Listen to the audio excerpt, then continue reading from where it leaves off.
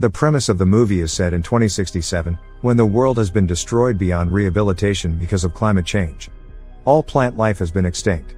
With a lack of plant life, the amount of oxygen in the air has decreased exponentially. People have to buy artificial oxygen to survive. 99% of the world has gone dark.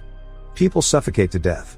In such conditions, only one city in Australia has survived, and it is all thanks to a company called the Chronocorp Corporation that manufactures synthetic oxygen.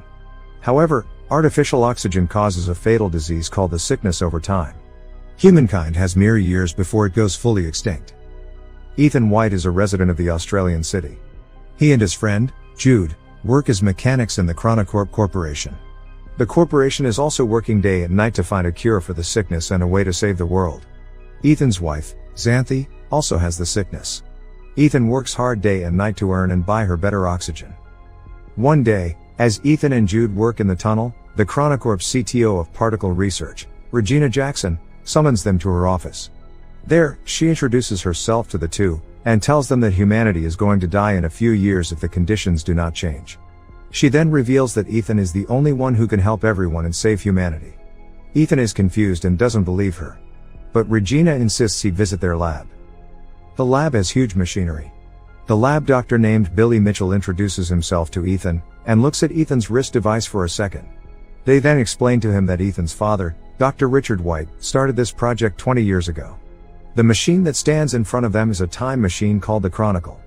In the first ever experiment done with the machine, they had to send radio waves into it to check what was on the other side. They found out through it that 407 years later, in 2474, the Earth would have enough vegetation to maintain enough oxygen in the air and sustain human life. The people come to believe that if humanity still exists several hundred years later, it is likely that they have found solutions to all the problems plaguing their reality. However, a strange activity baffled the scientists there. The waves they sent had come back reformed. When they decoded it, they found out that someone from the future had sent them the message saying, "Send Ethan White." So now, Regina and the whole team want to send Ethan into the future for him to bring back the cure. Ethan is beyond surprised. He doesn't believe them and thinks that Regina is just bluffing. Moreover, he doesn't want to leave his sick wife and go into the future. So, he declines to help. Later, Ethan and Jude are at a diner, where they buy crisp oxygen. Jude tries to persuade Ethan to go through with the plan and help save humanity. However, Ethan laughs at him, saying that he doesn't want to be like his father. Ethan hates his father for never being there for him. 20 years ago, his father left home and went missing, while his mother was killed when he was a kid. Since then, he has been brought up by Jude, who he regards as his older brother as well as best friend. He blames his father for leaving his mother to complete the project, and doesn't want to follow in his path and leave his sick wife. However, Jude manages to persuade him, saying that the only way he can save his wife is by finding a cure. Ethan reminisces of his 8th birthday when his father has bought him a strange box as a gift. As he puts his hands inside the box, a device latches onto his wrist, making him bleed. Richard had placed a permanent hand device on his son. It has been many years, but Ethan doesn't know its use yet.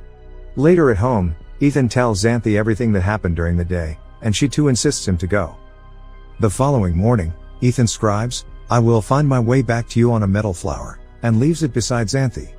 He then goes to Regina's office again and tells her that if he can find only one cure, they will have to give it first to Xanthi. Regina accepts, and takes him to the lab again. Dr. Mitchell shows him the suit that he has to wear before getting into the machine. As they begin to explain the mission to him, Ethan realizes that they do not have a plan. They have no clue what he will see, or who he will meet at the other end. However, after they put him in the suit, they give him an AI device called the Archie. Archie will show the lab Ethan's vitals at all times. It will also help to navigate his location. Then, they finally throw him into the machine. Inside, Ethan moves at high speed through time. He falls from the sky and lands in an unknown jungle. The friction from the air causes his suit to catch fire, so he quickly gets out of it. Then, he looks around, and is astounded by the beauty of nature. He finds that the world has completely changed. The trees and the natural oxygen are back. He walks in the direction Archie directs him, and sees a bunker door of some sort. But what catches his eyes is a skeleton that lies right in front of the door. Its skull has a bullet hole in it. Furthermore, he looks at the name tag on it and is horrified to see his own name. The skeleton is Ethan's. Ethan also finds the skeleton's Archie, and plays the last recording on it. He hears a man say that this is the only way, and shoots Ethan. Just then, the device's power goes off. He is horrified, believing that this is the fate that awaits him. Then, he notices the skeleton's wrist device.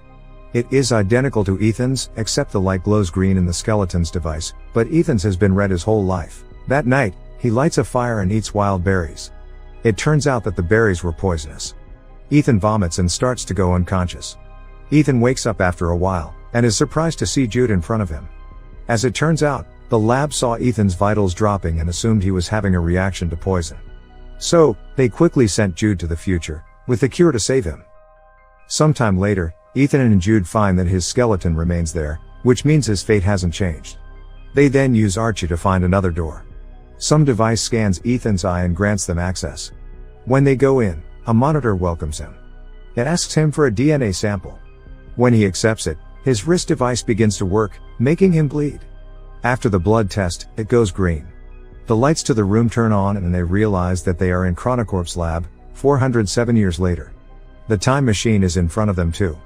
Jude gets excited because now they have the means to go back to the past, but Ethan doesn't think so, saying they haven't changed anything, and he will end up dead, just like the dead Ethan. Ethan checks the system log and finds a holographic recording made by his father, who explains that the time machine was originally designed to collect the oxygen data in the future planet, and then transmit it back to the past. However, when his father first started the time machine, he received a message asking him to send his son to the future. Despite his misgivings, he chose to do so and made a DNA verification here for Ethan. Soon, Ethan and Jude realize that the time machine won't be able to take them back because its battery has almost depleted after 407 years. What's worse is that the activation of the lab triggers a malfunction in its nuclear power core, threatening to unleash a nuclear explosion in just 4 hours. This means they have to find a way to fix the time machine and travel back before the explosion. Running out of time, they have to act quickly. Outside, they are surprised to find a ruined city covered with green plants, but inhabited with no humans, showing that Earth starts to recover itself after human extinction. Human skeletons are scattered everywhere. Ethan gets to his wife's house, only to find her bones, making him fall into despair. Jude tries to persuade him to go back to the past, as the cure against the sickness doesn't seem to exist even in the future world. However, Jude's words make Ethan suspicious. He then turns on the rusty Archie to play the recording once again, from which he recognizes Jude's voice, and it seems Jude is exactly the one who shot him. Jude raises his gun at Ethan, strongly denying that he would shoot Ethan.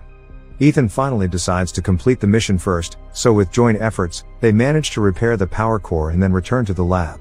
Now the Chronicle system works and they should be able to return to the past. They just need to wait 37 minutes till portal launch.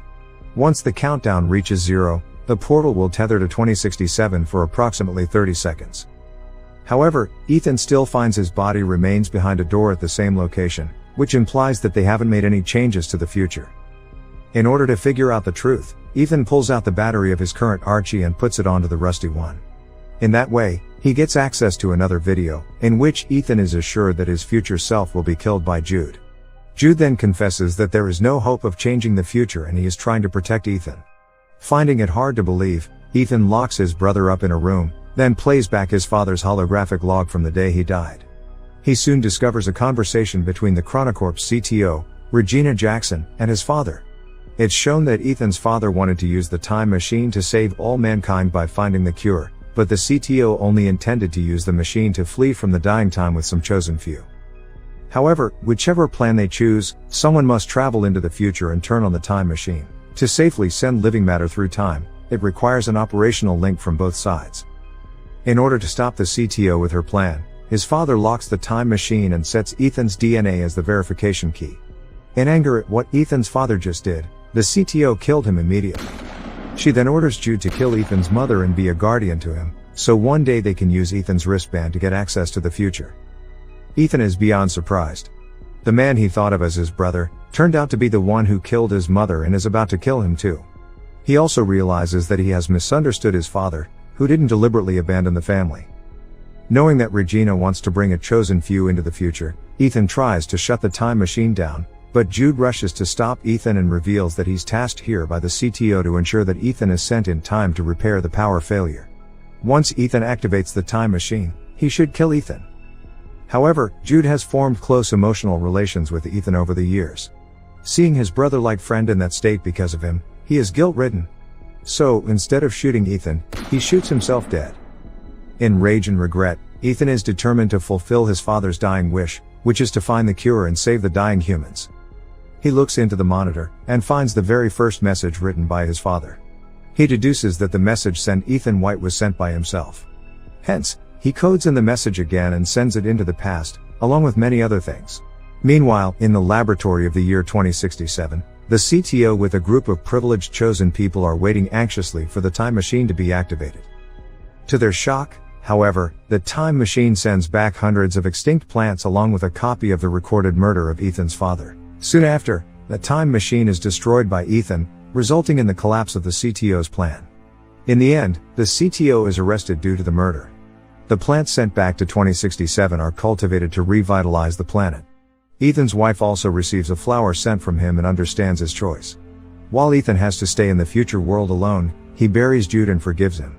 A butterfly catches his attention, and leads him again to the same entrance, where Ethan is happy to notice that the corpse of his future self is gone. He rushes to take a look at the world outside, and feels relieved to see a futuristic eco-friendly city, in contrast to the deserted one from earlier.